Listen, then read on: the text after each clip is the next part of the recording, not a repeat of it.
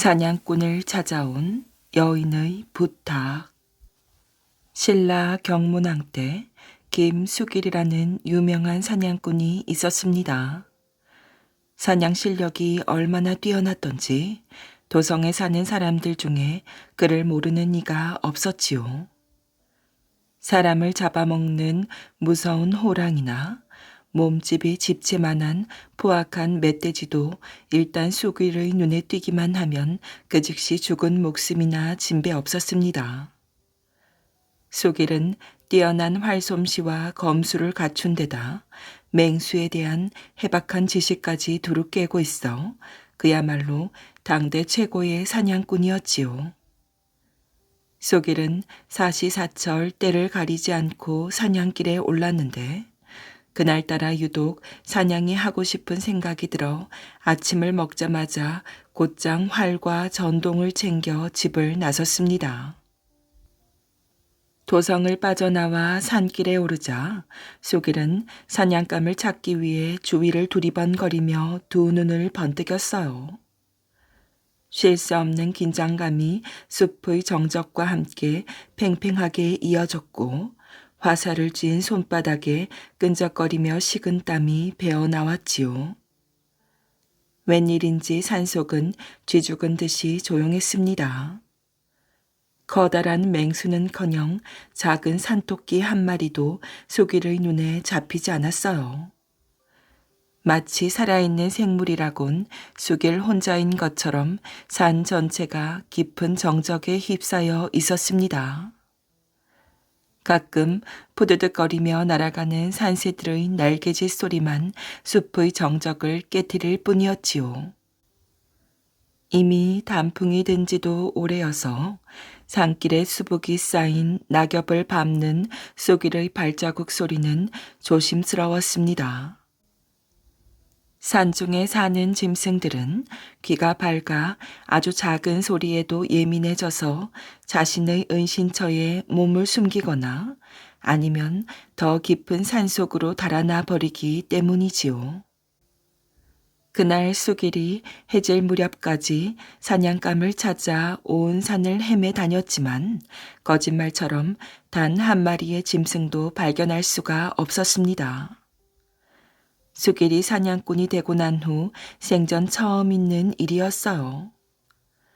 맹수는 고사하고라도 산토끼 한 마리도 잡아가야 이름난 사냥꾼으로서 수길의 체면이 설판인데 온종일 산짐승의 그림자조차 구경하지 못한 것이었지요. 수길은 터벅터벅 산을 내려왔습니다. 화살을 맨 어깨에 턱없이 힘이 빠져 있었어요. 그러나 수길의 눈빛만은 여전히 살아 움직였지요. 산을 다 내려올 때까지 언제 어디에서 어떤 짐승이 튀어나올지 모르는 상황이 수길의 긴장감을 끝까지 물고 늘어졌습니다. 산을 내려온 수길은 어둑어둑해지는 들판을 가로질러 갔습니다. 이미 오늘 사냥은 망친 듯 싶었지요. 들판이 다 끝나갈 무렵 길을 덮을 만큼 큰 억새가 우거진 연못이 나타났어요. 연못에는 절새들이 한가로이 물고기를 잡아먹으며 노늘고 있었지요. 수길은 지는 해를 배경으로 연못 위에 떠있는 절새들을 멍하니 바라보다가 문득 사냥감을 발견한 맹수처럼 눈을 번뜩였어요. 풀이 우거진 연못 한 기슭에 원앙 두 마리가 다정하게 몸을 기대고 있었던 것입니다. 수길은 조용히 어깨에 맨 활을 한 손에 쥐고 다른 손으로 전동에서 화살을 꺼내 들었어요. 천천히 시위를 당기며 수길은 온 정신을 한데 모았지요. 화살 끝을 정확히 원앙 한 마리의 심장에 겨누고 화살을 놓았습니다. 바람을 가르며 날아간 화살은 정확히 원앙의 가슴을 관통하였습니다. 화살에 맞은 원앙은 울음소리도 내지 못하고 그 자리에 푹 고꾸라졌습니다. 수길이 속으로 쾌재를 부르며 달려갔을 때 나머지 한 마리는 이미 어디론가 사라지고 보이지 않았지요. 쑥일은 흡족한 마음으로 화살에 맞은 원앙을 집어들었어요. 그런데 이상하게도 죽은 원앙의 머리가 없었습니다. 날카로운 것에 잘려나간 듯 목 부분엔 아직도 피가 흘러나오고 있었지요. 분명 화살은 원앙의 심장을 관통했는데 머리가 없어지다니. 쑥일은 이상한 생각이 들어 주위를 샅샅이 훑어보았습니다. 그러나 아무리 찾아보아도 원앙의 머리는 보이지 않았지요. 날이 어두워져 컴컴해질 때까지 원앙의 머리를 찾던 쑥일은 그냥 집으로 돌아올 수밖에 없었습니다. 집에 돌아와서도 저녁 내내 쑥일의 마음은 석연치 않았습니다. 참으로 괴이한 일이로다. 찝찝한 기분을 떨쳐버릴 수 없어 밤이 깊도록 술잔을 기울이던 쑥일이 깜빡 졸음에 빠졌지요. 하지만 어디선가 희미하게 들려오는 여인의 흐느낌 소리에 곧 잠에서 깨어났어요. 눈을 뜬 쑥일은 흠씬 놀랐습니다. 자신의 앞에 놓인 술상 맞은편에 아리따운 여인이 앉아 쑥일을 바라보며 서럽게 흐느끼고 있었습니다. 누구냐? 그렇게 묻는 쑥일의 목소리는 가느다랗게 떨렸어요. 당신은 어찌 그리도 무정하십니까? 여인은 애처롭게 흐느끼며 쑥일을 바라보았습니다. 무정하다니 그게 무슨 말이냐? 여인은 울음 섞인 목소리로 쑥일에게 말하였어요. 저는 오늘 저녁 당신이 쏜 화살에 맞아 죽은 원앙의 아내입니다.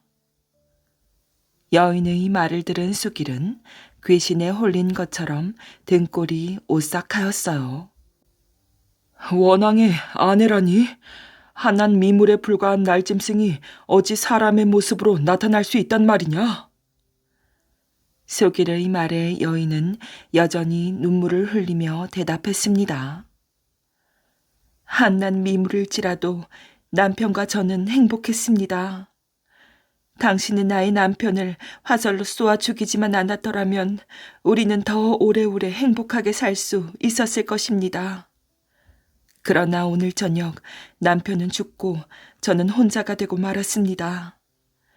제가 이렇게 사람의 모습으로 당신을 찾아온 이유는 저 또한 죽여달라는 말씀을 드리기 위해서입니다. 남편이 없는 세상에 제가 살아야 할 아무런 이유나 까닭이 없습니다. 그러니 내일 날이 밝거든 연못으로 와서 저를 화살로 쏘아 죽여주세요. 저는 어제 남편이 화살에 맞아 죽은 그 자리에 있겠습니다. 제 말이 믿어지지 않으시면 저를 죽인 다음 제 한쪽 날개 밑을 한번 보세요. 남편이 화살에 맞았을 때 제가 재빨리 남편의 목을 물어뜯어 그 속에 감추어 두었으니까요. 제발 제 소원을 들어주세요. 이야기를 마친 여인은 자리에서 일어나 호련히 사라졌습니다. 여인을 붙잡으려고 손을 뻗다가 쑥일은 잠에서 깨어났지요. 술상은 그대로 앞에 놓여 있었고 방에는 자신 외에 아무도 없었습니다. 쑥일은 불길한 느낌이 들어 다시 잠을 이룰 수가 없었습니다. 내가 몸이 허약해졌는가? 이런 황당한 꿈을 꾸다니. 그러나 마음 한구석은 어서 아침이 밝기만을 기다리고 있었습니다. 뜬 눈으로 밤을 지낸 쑥일은 아침도 먹지 않고 화살과 전동을 챙겨 들고 곧장 어제 원앙을 사냥했던 연못으로 갔습니다. 연못에는 떠오르는 아침 햇살을 받으며 서로 물고기를 많이 잡아먹으려는 물새들의 날개 소리로 부산하였지요. 쑥일의 눈길은 자연스럽게 어제 자신이 원앙을 쏘아 죽였던 기슭으로 향하였어요. 그런데 과연 어젯밤 꿈속에 나타났던 여인의 말처럼 그곳에는 원앙 한 마리가 고개를 푹 숙이고 힘없이 앉아 있었지요. 수길은 망설이지 않을 수 없었습니다. 그렇다면 그 말이 사실이란 말인가? 모든 것들이 혼란스러웠고 자신이 지금 연못가에 서 있는 것도 꼭 꿈처럼 느껴졌습니다. 원앙은 수기를 바라보며 애처롭게 울었습니다. 울음소리는 마치 어서 죽여달라는 소리로만 들려 수길의 마음을 더욱 아프게 하였지요. 잠시 후 수길은 천천히 시위를 당겼어요. 가느다랗게 떨리는 손끝은 어제의 그것과는 너무나도 달랐습니다. 화살은 정확히 원앙의 가슴에 꽂혔고 수길은 참담한 심정으로 원앙에게로 걸어갔어요. 원앙은 이미 숨이 끊어져 있었습니다. 수길은 원앙의 한쪽 날개를 들춰보았지요. 여인의 말처럼, 아니 죽은 원앙의 말처럼 날개 속에는 어제 잡은 원앙의 머리가 들어있었습니다. 수길의 눈에서 뜨거운 눈물이 흘러내렸습니다. 수길은 죽은 원앙을 품에 안고 돌아와 어제 잡았던 원앙과 함께 땅에 고이 묻어주었어요. 그 후로 수길은 사냥을 그만두고 속세를 떠나 수도의 길을 걸었으며 원앙의 영혼과 자신이 사냥한 모든 짐승들의 극락 왕생을 빌었습니다. 만물로 쓸 쌀과 돌. 어느 곳에 울타리도 없이 몹시 가난한 오롱이 조롱이 집이 있었답니다. 식구는 오롱조롱 많은 데다 농사만 지어 놓으면 욕심 많은 지주 영감이 터무니없이 내놓으라는 바람에 가난뱅이 신세를 면할 길이 없었지요. 하루는 막내 아들이 밭일을 하다가 서당 아이가 지나며 글을 외우는 것을 들었어요. 모래가 쌓여 언덕이 되고 작은 물방울이 모여 강물이 된다. 막내 아들은 그 소리를 듣고 깔고 앉아 쉬던 돌멩이를 들고 와서는 식구들에게 말하였어요. 내일부터 누구든지 밖에 나갔다 들어올 때는 무엇이든 한 개씩 들고 오는 게 어떻습니까? 정 아무것도 없으면 돌멩이 하나라도 들고 오기로 해요. 그러면 무엇이든 모을 게 아니겠어요. 식구들은 그 말에 희망을 갖고 밖에 나가 일을 하다 집에 올 때면 무엇이든 들고 왔지요. 쓸만한 게 없을 땐 정말 돌멩이라도 하나씩 들고 왔어요. 그러다 보니 마당에는 돌멩이가 쌓여 금방 돌더미가 생겼답니다. 그것을 보고 막내가 말하였지요. 이것 보세요. 돌멩이가 금방 산더미만해졌잖아요. 우리가 힘을 합해 열심히 일하면 곡식도 산더미처럼 쌓일 것이에요. 그래, 막내의 말이 맞구나. 식구들은 이젠 밤낮으로 일해도 돌더미만 보면 힘이 났지요. 그런데 어느 날 아침 옆집에 살고 있던 지주 영감이 돌더미를 보고 깜짝 놀랐답니다. 아니, 그 돌더미가 왜 저렇게 번쩍번쩍하지? 세상에, 저것은 금덩이가 아니야. 저 가난뱅이가 돌멩이인 줄 알고 쌓아놓았군 그래. 막내가 처음 들고 왔던 넓적 돌멩이가 사실은 금덩이였던 것이지요. 욕심이 난 지주 영감은 부랴부랴 농부의 집으로 달려갔어요. 아니, 여보게나, 쓸모없는 돌멩이는 뭐하러 이렇게 쌓아두었나? 너무 가진 게 없어 이거라도 모아보려 합니다. 저런, 자네 가족이 그토록 고생하는 것을 보니 딱하게 그지없네. 그래서 말인데 내 마침 쓸 일이 있으니 이 돌더미와 쌀 백석하고 바꾸는 게 어떤가?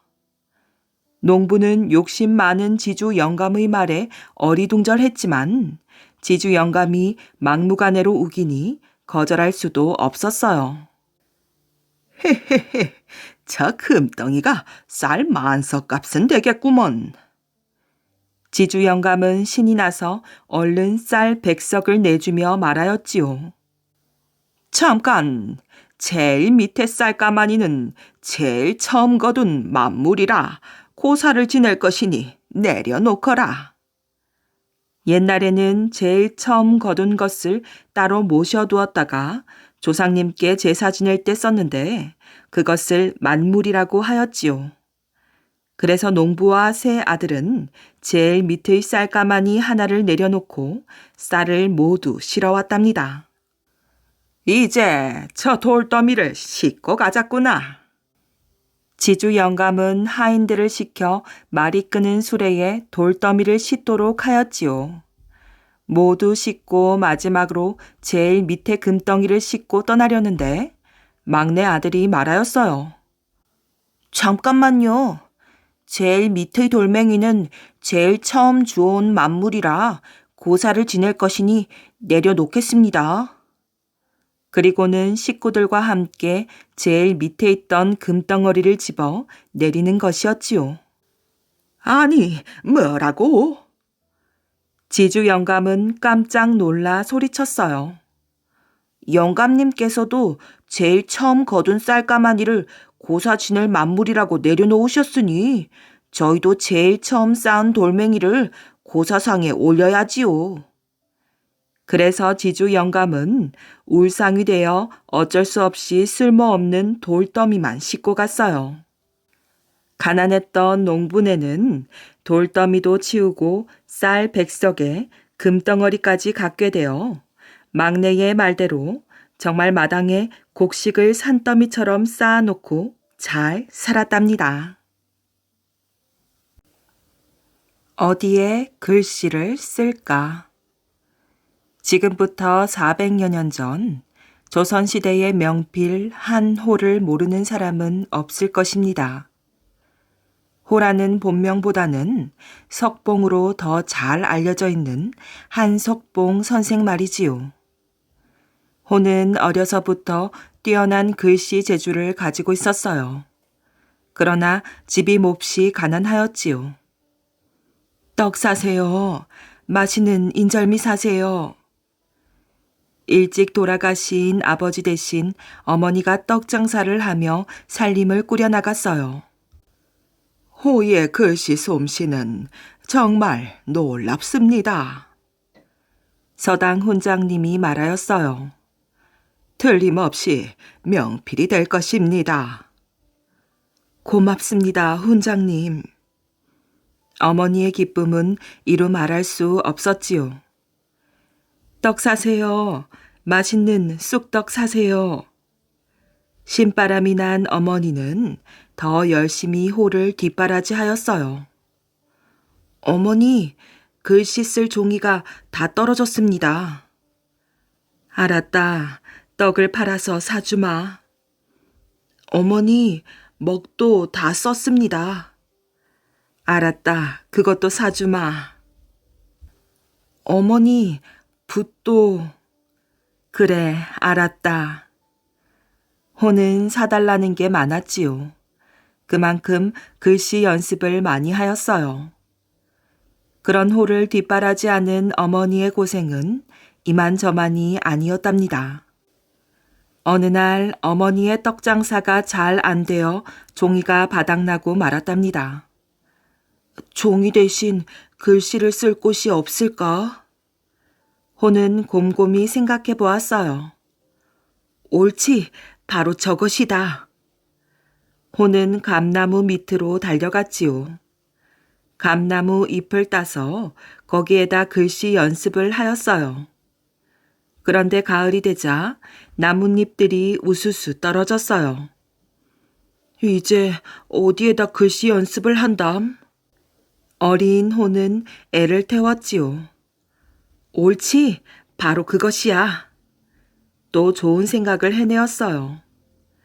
마을 밖에 있는 큰 돌다리를 향해 뛰어갔지요. 여기에다 글씨를 쓰면 되겠구나. 그 돌다리를 살펴보며 중얼거렸어요. 돌다리에 놓여있는 돌들은 반드르르하게 달아서 글씨 쓰기에 안성맞춤이었지요. 호는 돌들이 닳도록 글씨 연습을 하였어요. 겨울이 왔답니다. 추위 때문에 돌다리에 나갈 수가 없게 되었지요. 그런데 이따금 어머니가 사주는 종이로는 글씨 연습이 제대로 되지 않았어요. 큰일이네. 이젠 눈까지 쏟아지니. 펑펑 쏟아지는 한방눈을 보며 호는 걱정을 하였지요. 나뭇잎도 없고 돌다리에 나갈 수도 없고 종이도 없으니. 호는 한숨을 내쉬었어요. 그때였지요. 좋은 생각 하나가 번쩍 떠올랐어요. 호는 눈 쌓인 장독대로 갔답니다. 그러더니 빈 장독을 하나 끌어안고 방으로 들어왔지요. 아니, 호야, 웬 장독을 안고 들어오느냐? 이상하게 생각한 어머니가 물었답니다. 이 장독에다 글씨 연습을 하려고요. 장독에다가? 예, 어머니. 겉이 매끈매끈하니 글씨 연습하기에 좋을 것입니다. 호는 장독에다가 글씨를 쓰기 시작하였어요. 그 모습을 바라보는 어머니의 마음은 찢어지는 듯 아팠답니다. 이렇게 어릴 때부터 열심히 글씨 쓰기 공부를 한 호는 커서 훌륭한 인물이 되었지요. 조선뿐 아니라 동양에서 그 이름을 떨치는 명필이 된 것이랍니다. 성종 임금과 참판 이석. 성종 임금은 어느 날 괴이한 꿈을 꾸었답니다. 꿈에 신누런 용이 숭례문, 즉 지금의 남대문으로 썩 들어서는데 용 이마에 이석이라는 이름이 뚜렷하게 씌어져 있었지요. 잠을 깬 성종 임금은 곧 당직하던 내시를 불렀답니다. 지금 밤이 어느 때쯤 되었느냐? 이른 새벽인지라 곧 파루종이 울리지 않나 생각됩니다. 파루종이란 말하자면 통행금지를 해제하는 종이지요. 그러면 어서 당직 사령을 불러들여라. 성종 임금은 서둘러 분부를 하였답니다. 마치 무슨 급한 일이라도 생각난 것만 같았지요. 당직 사령이 들어오자 성종 임금은 뜻밖의 일을 명령하였어요. 지금 바로 숭례문으로 가서 문 열기를 기다렸다가 맨 처음에 들어오는 사람을 누가 되든 상관 말고 그대의 집에 잠시 데려다 놓고 다시 보고하여라. 당직 사령은 영문을 몰라서 얼떨떨 하였지만 임금의 명대로 급히 숭례문으로 달려갔답니다. 조금 지나 문이 열리자 숫섬을 진 어떤 총각이 어슬렁어슬렁 들어왔지요. 당직 사령은 다짜고짜 총각을 자기 집으로 끌고 갔어요. 초라한 옷을 입고 약간 굼떠 보이는 총각은 잡혀가는 줄 알고 그저 벌벌 떨기만 하였지요. 당직 사령은 총각에게 일렀어요. 아직 까닭은 알 수 없지만 임금께서 시키신 일이시다. 그렇지만 결코 너를 해치지는 않을 것이야. 좌우간 안심하고 기다리거라. 당직 사령은 다시 대궐에 들어가서 성종 임금에게 보고하였어요. 그러자 또 명령이 내려졌답니다. 이번에도 역시 뜻밖의 일이었어요.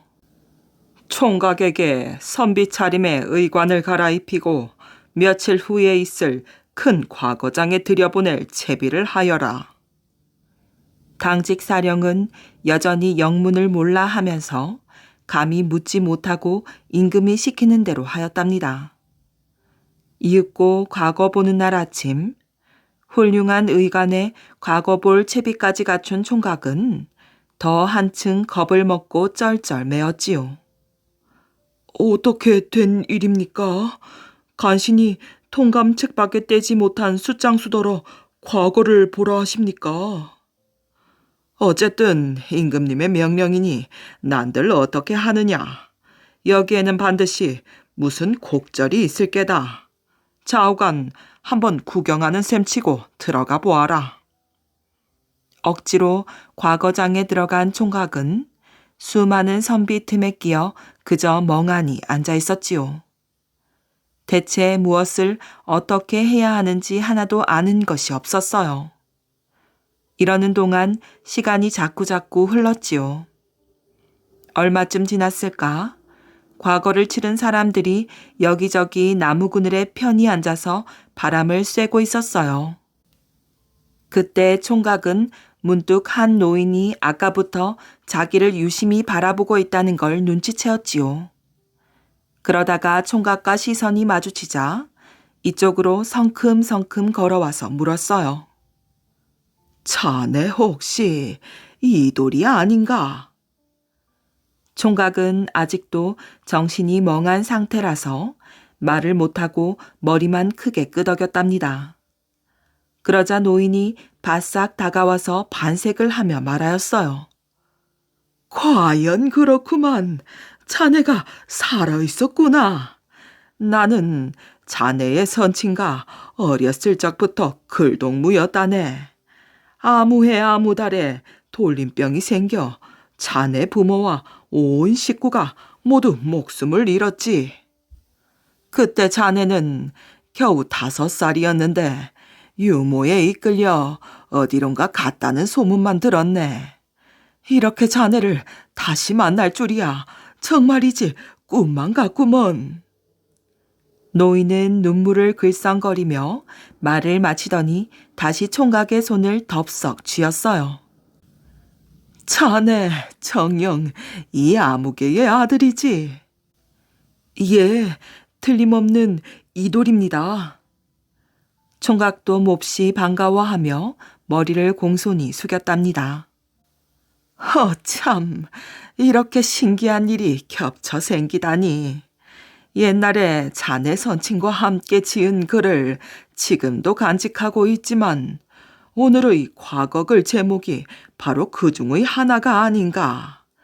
그래서 나는 그때 내가 지은 것을 그대로 베껴 일찌감치 내어놓고 지금 막 자네 선친이 지은 같은 제목의 글을 뜻깊게 새기던 참일세. 그러다가 자네를 만났으니 결코 우연한 일이 아니라고 여겨지네. 한동안 자기 얘기에 열중하던 노인은 그제야 총각에게 물었어요. 헌데 자네는 왜 여태 글을 써 바치지 않고 있나? 원래 저는 과거를 볼 생각이 없었습니다. 어떤 사람이 임금님의 명령이라며 강제로 들여보내서 멍하니 앉아있는 것입니다. 총각은 난처한 사정을 이야기하였어요. 노인도 매우 괴이한 낯으로 한참을 생각하더니 무슨 일을 결심하였는지 품에 넣었던 글바를 꺼내었지요. 그렇다면 이왕 들어왔으니 이것을 보고 그대로 베껴 바치게나. 아까 말한 대로 자네 선친께서 바로 오늘의 이 글 제목으로 지은 것이네. 마침 내가 가지고 왔으니 이것도 무슨 인연인가 보구먼. 총각은 어쩐지 죄 짓는 것 같은 생각이 들었지요. 그렇지만 다른 사람의 것도 아니고 돌아가신 아버지의 그림으로 무관하다는 생각을 하였어요. 이리하여 그는 글을 베껴서 제출하였지요. 이때 돌이란 이름을 돌석자로 하여 이석이라고 적었답니다. 얼마 안 있어 급제자의 방이 나붙었어요. 총각이 무심코 보니 맨 처음에 자기 이름이 적혀 있지 않겠어요. 그러니 총각은 아버지 글로 장원으로 급제한 것이지요. 장원 급제한 총각은 곧 성종 임금 앞에 불려갔답니다. 이에 앞서 성종 임금은 꿈에 나타난 용의 일로 총각을 과거장에 덮어놓고 들여보냈지만 한편으로는 은근히 걱정하고 있었어요. 이름은 꿈에 본 이석과 같았으나 무식한 숫장수 총각이었기 때문이지요. 그런데 이석이 장원 급제한 것을 보고 성종 임금은 적잖게 놀랐답니다. 성종 임금이 엄숙한 투로 물었어요. 이 글은 정녕 그대가 지었는가? 실제로 성종 임금은 이석의 문장이 너무나 훌륭해 의심이 갔던 것이지요. 총각은 사실을 숨기지 않고 모두 아뢰었어요. 그리고 황송스러워 엎드려 있었지요. 그러나 임금은 고개만 크게 끄덕이더니 조금도 화내지 않았어요.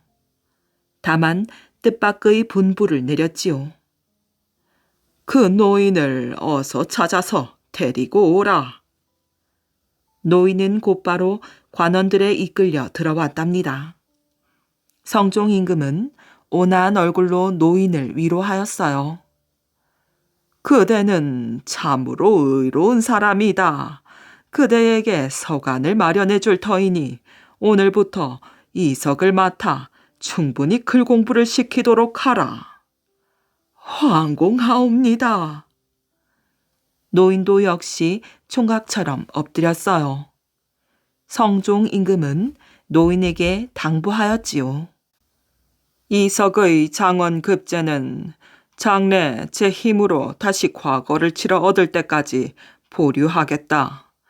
따라서 그대는 앞으로 이석으로 하여금 오늘의 영예를 되찾도록 힘써 가르치길 바라노라. 노인은 나라의 녹봉을 받으며 이석 단 한 사람의 스승이 되었답니다. 그렇지 않아도 노인은 옛 친구의 아들을 가르칠 생각이었는데 이렇게 된 이상 온 힘을 다 쏟지 않을 수 없었지요. 총각도 열심히 공부하였어요. 원래 글 잘하는 집안의 자손인 만큼 재주가 남달랐지요. 몇 해 지나지 않아 총각은 정말로 과거에 합격하였어요.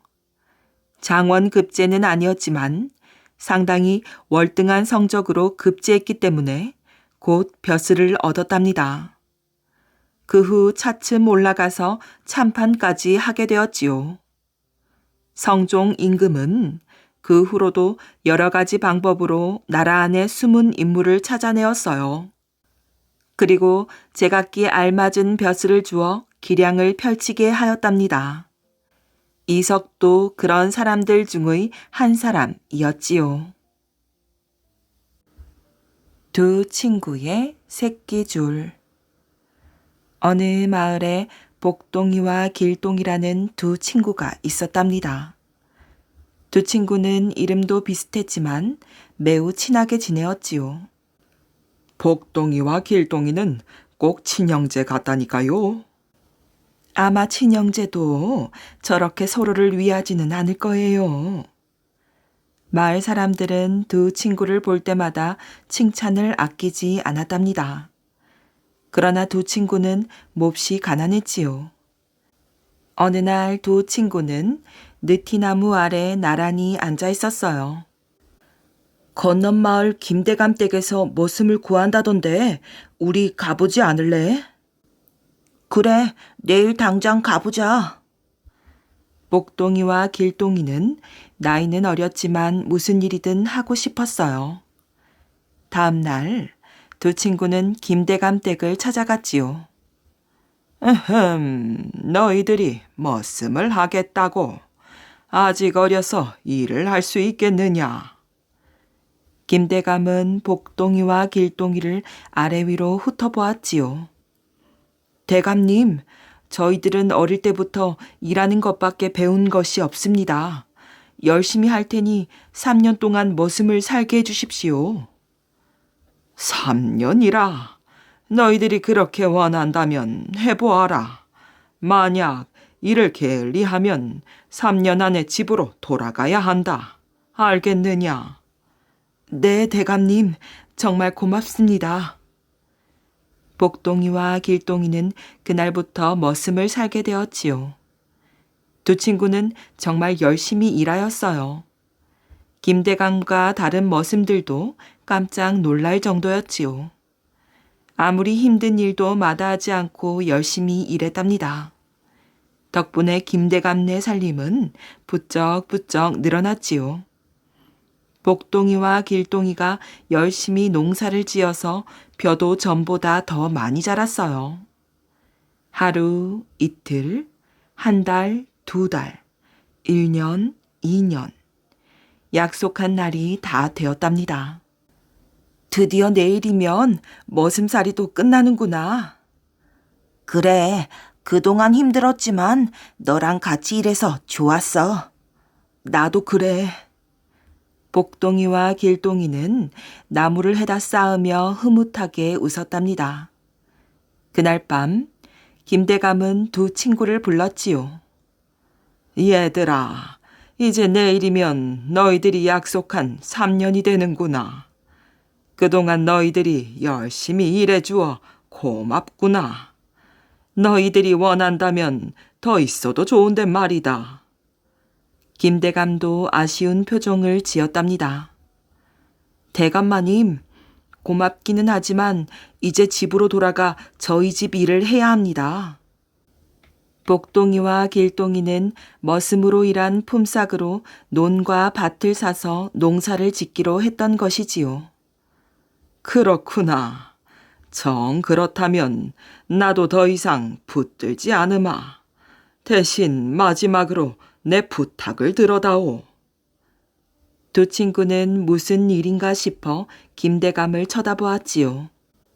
저희들이 할 수 있는 일이라면 들어드리겠습니다. 김대감은 잠시 망설이다 입을 열었지요. 뭐 어려운 부탁은 아니다. 너희들이 내 곁을 떠나도 너희들을 잊지 않도록 새끼를 좀 꼬아다오. 그 새끼줄을 쓸 때마다 너희들을 생각하게 말이다. 그쯤이야 얼마든지 해드릴 수 있습니다. 복동이는 자신 있게 대답하였어요.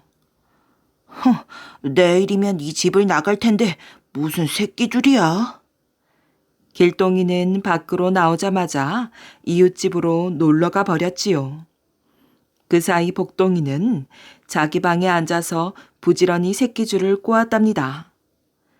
지금까지 열심히 일했는데 마지막까지 최선을 다해야지. 복동이는 밤 늦도록 새끼를 꼬았지요. 너는 아직도 새끼를 꼬고 있니? 밤늦게 들어온 길동이가 핀잔을 주었어요. 너도 어서 새끼줄을 꼬도록 해. 지금까지 잘한 일이 새끼줄 때문에 허사로 돌아가면 어쩌려고 그러니? 복동이의 말을 듣고 보니 그럴듯하였어요. 길동이는 그제야 못 이기는 척 새끼를 꼬기 시작했지요. 길동이는 새끼를 꼬면서 자꾸만 꾸벅꾸벅 졸았답니다. 졸려. 대감님이 새끼를 꼬지 않았다고 벌을 내리실까?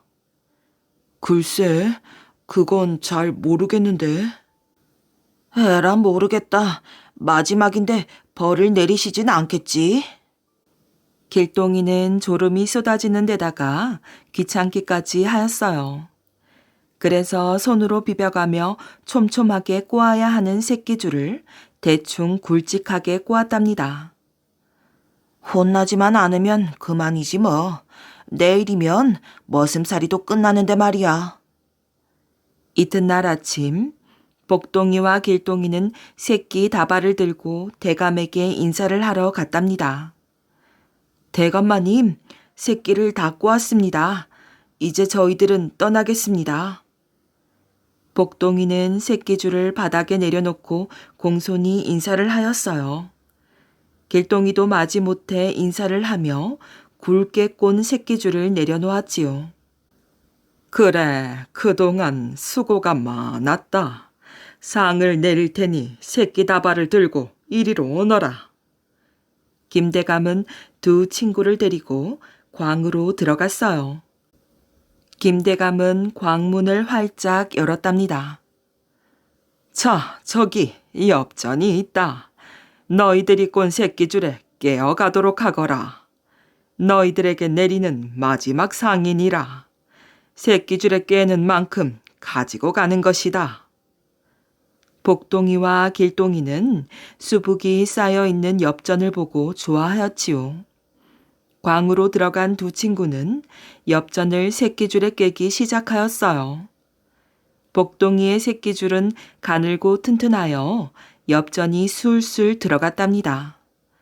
그러나 길동이의 새끼줄은 굵고 허술하여 엽전이 잘 들어가지 않았지요. 더군다나 겨우 들어갔던 엽전은 새끼줄이 끊어지는 바람에 우르르 쏟아졌어요. 이럴 줄 알았으면 제대로 새끼를 꼬는 건데. 길동이는 땅바닥에 주저앉아 후회했지요. 그리하여 복동이는 엽전을 말에다 가득 싣고 집으로 돌아왔어요. 3년 머슴살이를 통해 복동이는 부자가 되었답니다. 그러나 길동이는 새끼줄에 겨우 깬 엽전 2잎을 들고 헐레벌떡 집으로 돌아왔답니다. 멧돼지와 개구리의 달리기 시합. 숲속에 사는 멧돼지가 기분이 좋아 콧노래를 흥얼거리며 걸어가는데 발 밑에서 작게 투덜거리는 소리가 들렸답니다. 아니, 눈도 없나? 누가 예의도 없이 남의 발을 밟고 그래? 멧돼지가 멈춰서서 발 밑을 살펴보니 조그만 개구리였어요. 멧돼지는 코웃음을 치며 말하였지요. 에게, 개구리잖아. 그렇게 꾸물거리니까 밟힐 수밖에 없지. 그 말을 듣고 개구리가 발끈 화를 내었어요. 아니, 뭐라고? 꾸물거린다고? 그럼 너는 뭐 빠른 줄 아느냐? 그럼 빠르고 말고 아무렴 너 같은 개구리에 비할까? 어이가 없어진 멧돼지가 비sit 웃으며 대답하였어요. 그럼 진짜로 누가 더 빠른지 내기해볼까? 개구리의 말에 멧돼지는 비웃으며 대답하였어요. 조그만 게 까불고 있구나. 날짜만 잡아라. 언제라도 상대해주마. 그러나 나를 이길 꿈은 아예 꾸지 않는 것이 좋을 것이다.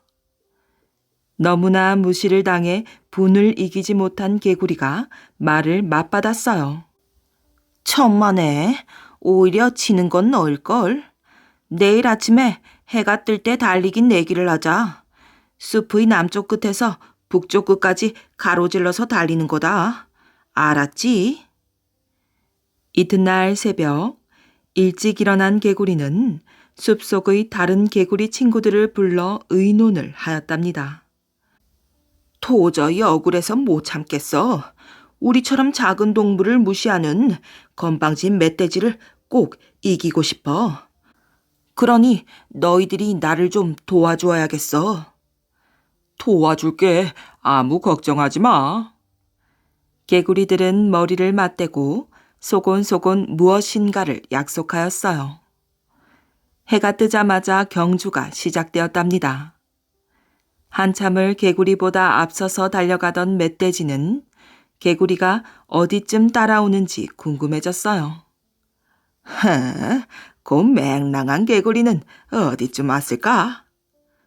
그래서 큰 소리로 개구리를 불러보았지요. 개구리야, 어디 있느냐? 그러자 웬걸 저 앞쪽 풀숲에서 개구리가 고개를 쑥 내밀었어요. 뭘 꾸물거려? 난 벌써 여기에 있지. 멧돼지는 깜짝 놀랐답니다. 분명히 개구리보다 앞서서 달려왔다고 생각했는데 그게 아니었던 것이지요. 아니, 개구리가 생각보다 훨씬 더 빠르잖아. 멧돼지는 한참을 달리다가 다시 불러보았지요. 개구리야, 어디 있느냐? 그러자 이번에도 저만큼 앞쪽 풀숲에서 개구리가 고개를 쑥 내밀고 대답하였어요. 나는 벌써 여기에 왔다. 멧돼지의 얼굴빛이 변하였지요. 어랍쇼, 이거 야단났네. 놀란 멧돼지는 있는 힘을 다해서 힘껏 달렸답니다. 그렇게 한참을 달리다가 다시 불러보았어요. 개구리야, 어디 있느냐? 야호, 바로 여기야. 이번에는 훨씬 더 앞쪽 풀숲에서 소리가 들렸답니다. 에고, 큰 망신만 당하겠네. 뜻밖의 빠른 상대인걸. 멧돼지는 죽을 힘을 다해서 달렸답니다. 멧돼지가 숨을 헐떡이며 마지막 지점에 왔을 때였어요. 어느 틈엔지 개구리가 먼저 도착해서 톡 튀어나오며 외쳤지요. 길고 짧은 건 대봐야 아는 거란다. 자, 멧돼지야 어떠냐?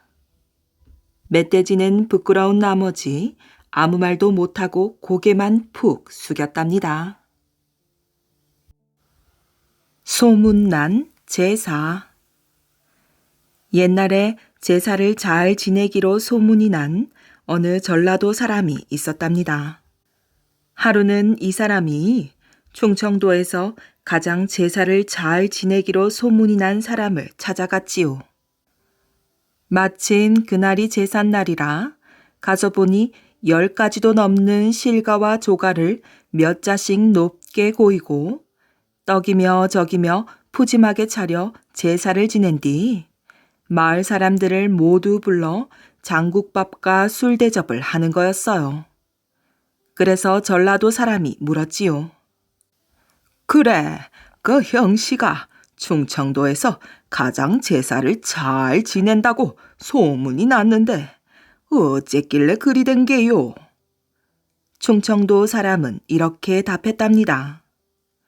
형씨가 보시다시피 과일과 떡을 몇 자 몇치씩 다른 이들보다 높게 고이고 제사를 지낸 음식을 마을 사람들한테 나누어 주다 보니 그런 소문이 났소이다. 그리고 나서 충청도 사람이 전라도 사람 보고 그래, 그 형씨는 어찌하길래 전라도에서 제사를 제일 잘 지낸다고 소문이 났소이까? 라고 묻자 전라도 사람은 이렇게 말하는 것이었어요. 글쎄요, 저는 과일과 떡을 높게 차리지는 않지요. 다만 논부터 이것은 중저부 논, 이것은 중저모 논, 이것은 조부의 논, 이것은 조모 논, 이것은 아버지 논, 이것은 어머니 논으로 정해놓고 모짜리 할 때부터 별을 거두어 드릴 때까지 짐승들이 근접을 하지 못하도록 정결하게 몫에 따라 농사지은 쌀로 술도 빚고 매도 짓고 떡도 하고 다식이나 약과 등을 만들지요. 그리고 실과는 밤과 대추, 배와 간만을 쓰는데 저작거리에 가서 사다 쓰는 것이 아니라 뒤란에다가 이것도 조상 목마다 나무 한 그루씩을 정해놓고 꽃 피고 열매 맺을 시기에는 짐승들의 근접을 막아 정결하게 하여 수확한 것으로 쓰지요. 그리고 제사를 지낸 다음에 마을 사람들을 불러 장국밥과 술 대접을 하는 것은 형씨와 같소이다. 그러자 충청도 사람이 감탄을 하면서 형씨는 그리도 제사에 정성을 다하오이까? 정말 놀랬소이다. 형씨가 나보다 훨씬 제사를 잘 지내는구려. 하더랍니다. 호랑이 처녀의 사랑. 신라 시대에는 해마다 봄이 되면 나라의 젊은 남녀들이 흑륜사라는 절에 모여 탑돌이를 하는 풍속이 있었답니다. 15일 동안 정성껏 연부를 외며 복을 빌면 그 기운이 나라 전체에 퍼져 모두가 평화롭게 살아간다고들 믿었지요. 어느 해 봄이 찾아와 흑륜사에는 많은 선남 선녀들이 모여들었지요. 모두들 탑을 돌며 정성껏 복을 기원했답니다. 하지만 15일 동안 매일같이 정성을 다해 탑돌이를 한다는 게 쉬운 일은 아니었어요. 그래서 시간이 지날수록 지친 남녀들은 하나둘 집으로 돌아가기 시작했고 남녀 한 쌍만 남게 되었어요. 그중 남자의 이름이 김현이었는데 아주 효성이 깊은 사람이었다나 봐요. 병환이 든 노모의 건강을 빌며 하루도 쉬지 않고 탑돌이를 했거든요. 그렇게 정성을 다해 탑돌이를 하는 김현의 눈에 한 여자의 모습이 보였답니다. 그녀 역시 정성껏 탑돌이를 하고 있었어요. 게다가 아주 예쁘게 생겨서 김현은 단번에 마음을 빼앗기고 말았지요. 한참 동안 마음만 설레다가 김현은 용기를 내어 그 처녀에게 다가가 사랑을 고백했답니다. 그 처녀 역시 김현을 오랫동안 보아오고 있었나 봐요. 김현의 고백을 기쁘게 받아들였지요.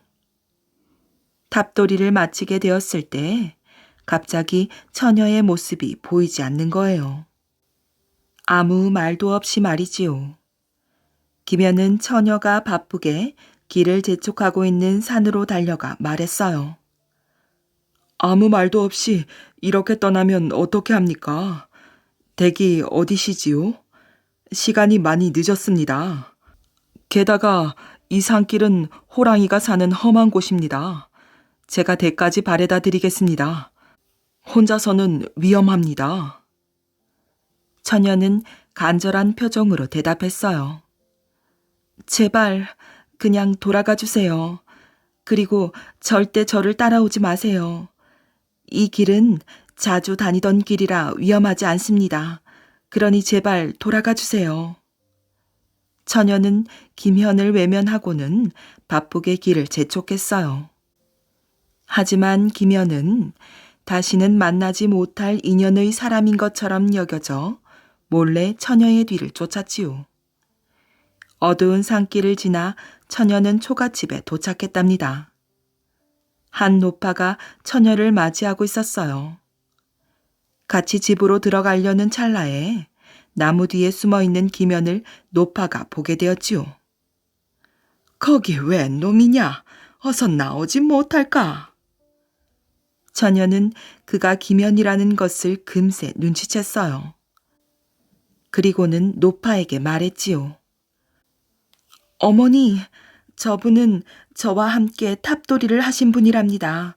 제 말씀을 들어보세요. 그러니까. 자초지종을 들은 노파는 놀란 가슴을 가라앉히고 말을 이었어요. 하지만 어떻게 하냐. 이제 곧 오라버니들이 돌아올 텐데. 그러게 말이에요. 보름 동안이나 정성을 들였는데 또다시 살생을 저지르게 되면 이번에는 정말로 하늘의 노여움을 피하지 못할 거예요. 노파는 김현을 다락방으로 급히 몸을 숨기게 했답니다. 도대체 무슨 영문인지 김현은 알 수가 없었지요. 여하튼 김현은 노파와 처녀가 시키는 대로 했답니다.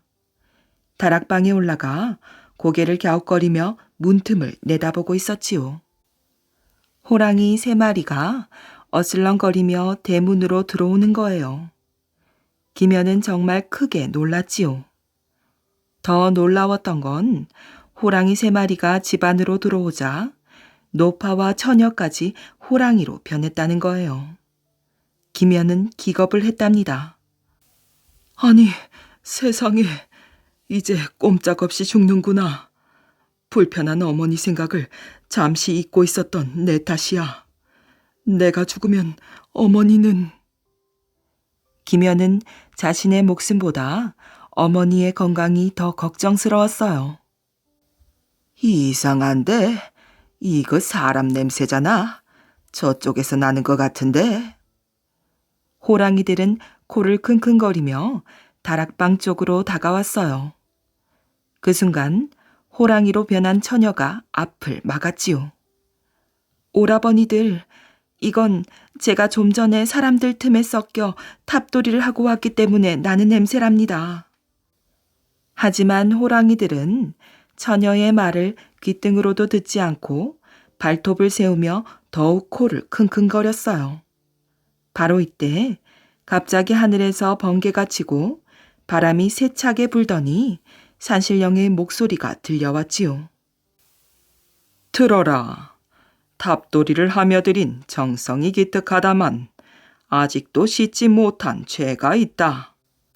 살생의 죄를 계속해서 저지르려 하다니 용서할 수 없도다. 내 놈들 중 한 놈을 버려야겠다. 하늘의 울림을 듣자 호랑이들은 풀이 죽을 수밖에 없었지요. 호랑이 처녀는 잠시 곰곰이 생각하다가 말했어요. 오라버니들께서 진정 죄를 뉘우치신다면 제 목숨을 내놓겠습니다. 호랑이들은 그렇게 해서라도 목숨을 지키고 싶었던지 산속으로 달아나 버렸어요. 잠시 후 호랑이 처녀는 다시 사람으로 변했지요. 이 모든 것을 지켜보고 있던 김현은 처녀에게 달려갔어요. 도련님에게 이런 모습을 보이다니 정말 죄송합니다. 그래서 제 집에 오지 말라고 도련님을 말렸던 거예요. 하지만 이제는 모든 것을 말씀드리겠습니다. 저는 세상에 태어나 호랑이의 몸으로 단 한 번의 사랑을 하게 되어 있습니다. 그게 도련님이었지요. 하지만 제 오라버니들은 너무나 많은 살생을 저질러 하늘이 내리는 벌을 피할 길이 없을 듯합니다. 저희 집안의 재앙을 막을 수 있는 방법은 제 몸을 희생하는 길뿐이랍니다. 그렇게 죽음을 맞이해야 하는 몸이라면 도련님의 손으로 떠나게 해주세요. 그리고 도련님의 사랑에 보답도 하고 싶습니다. 내일 호랑이의 몸으로 거리에 나가 소동을 피우겠습니다. 그렇게 하면 임금님께서는 나라를 평안케 하시고자 제 목숨에 많은 상금과 벼슬을 내걸 것입니다. 그러면 도련님께서는 가만히 기다리고 계시다가 저를 따라 숲속으로 들어오시면 됩니다. 아시겠지요? 김현은 너무나 마음이 아팠어요. 낭자, 어찌 제가 그런 일을 할 수 있겠소? 당신을 도울 수 있는 방법을 말해 주시오. 길지 않은 인연이었지만 내 마음속에서 낭자는 이미 하늘이 맺어준 인연이 되었소. 당신을 죽음으로 내몰 수는 없는 일이오. 처녀는 김연의 말을 듣고 그동안 맺혀있던 한과 슬픔이 한꺼번에 풀어져 나가는 것만 같았답니다. 이렇게 진정한 사랑의 말을 들어본 적이 없었거든요. 하지만 김연의 사랑이 집안 전체에 내릴 재앙을 피하게 해줄 수 있는 일은 아니었어요.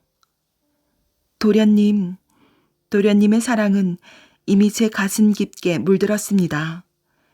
이제 죽어도 저는 여한이 없습니다.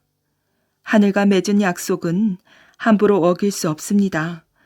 제 말을 명심하셨다가 내일 약속을 꼭 지켜주세요. 도련님의 손으로 이 한 맺힌 인생을 접고 싶습니다. 다만 제가 죽고 나면 저를 위해 절을 지어주세요. 영혼이 되어서라도 도련님을 뵙고 싶습니다. 과연 다음 날이 되자 호랑이 한 마리가 시장 안으로 들어왔어요. 엄청나게 크고 사나운 호랑이였지요. 여러 사람을 다치게 하며 나라 안을 혼란스럽게 만들었거든요. 임금님은 호랑이를 잡는 자에게 관직과 상금을 주겠노라 약속했어요. 김연은 처녀와의 약속을 지키기 위해 임금님께 나아가 호랑이를 잡아오겠다고 말하였지요. 처녀가 말해준 숲속으로 들어가니 호랑이에서 다시 인간으로 변한 처녀가 누워있는 거예요. 죽음을 초연하게 기다리며 처녀는 말하였답니다. 제가 다치게 한 사람들은 흑륜사의 된장을 바르면 아무 상처 없이 낫게 될 것입니다. 도련님, 사랑하는 도련님, 이제 제 목숨을 거두어 주십시오. 낭자, 내가 어찌 그럴 수 있겠소. 남들은 당신을 사나운 호랑이라고 하겠지만 내게는 그저 아리따운 마음을 지닌 소중한 목숨일 뿐이오. 정말 다른 방법이 없겠소? 도련님, 도련님의 사랑은 이제 제게는 목숨과 같은 것입니다. 이제 호랑이의 목숨으로는 아무런 여한이 없습니다. 다음 생에서는 도련님과 새로운 삶을 함께하고 싶습니다. 그러니 이제 목숨을 거두어 주십시오. 김연의 마음은 찢어지는 것만 같았어요. 결국에는 가지고 있던 칼을 뽑아 처녀의 가슴을 찔렀답니다. 잠시 후에 다시 보니 처녀는 간데없고 호랑이만 있는 거예요. 숲을 나와 흑륜사의 된장을 구해 다친 사람들의 상처에 바르니 금세 감쪽같이 나았지요. 김연은 호랑이를 잡은 대가로 높은 관직에 올랐고 큰 상금도 받았답니다. 그 돈으로 노모의 병환을 깨끗하게 고칠 수가 있었지요.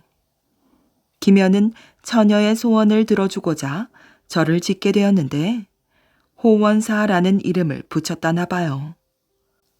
호랑이의 원한이 서려 있는 절이라는 뜻이지요. 아마 처녀의 오라버니들도 처녀의 희생에 감동받고 하늘의 용서를 구해 새로운 삶을 시작할 수 있었을 거예요. 김연 또한 처녀의 사랑을 깊이 간직한 채 평생 호원사를 돌며 남은 여생을 보냈다고 합니다.